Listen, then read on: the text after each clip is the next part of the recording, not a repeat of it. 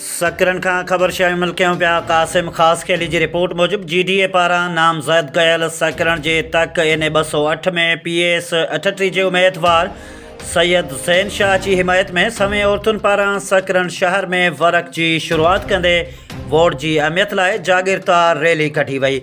Rally शहर के शाही बाज़ार, सोनारा बाज़ार, रेशम गली, नवाबशाह रोड, काज़ी अहमद रोड, मेहराबपुर रोड खां थींदी नेशनल प्रेस क्लब वटि पहुती, जिते रैली की अगवाणी कंदड़ मैडम तबस्सुम खोसो ऐं ॿियनि चयो त हिन वक़्तु तब्दीली की ज़रूरत है।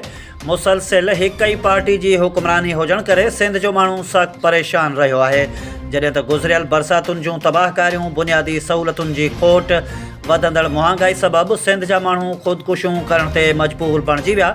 हाणे इलेक्शन में असांखे घुर्जे त असां पंहिंजे वोट की अहमियत के समझी वोट जो इस्तेमाल सही नमूने करूं, त जीअं सिंध के माण्हुनि जी बेहतर तर्जुमानी कंदड़ GDA इतिहाद के नामज़द कयल उम्मीदवारनि खे पंहिंजो कीमती वोट ॾेई कामयाब कयूं। सकरन के ॿिन्ही तकनि NA 208 ऐं PS 38 ते GDA के नामज़द उम्मीदवार सैयद ज़ैन शाह के पंहिंजो कीमती वोट ॾेई कामयाब करे पंहिंजे बेहतर मुस्तक़बिल की शुरुआत करूं।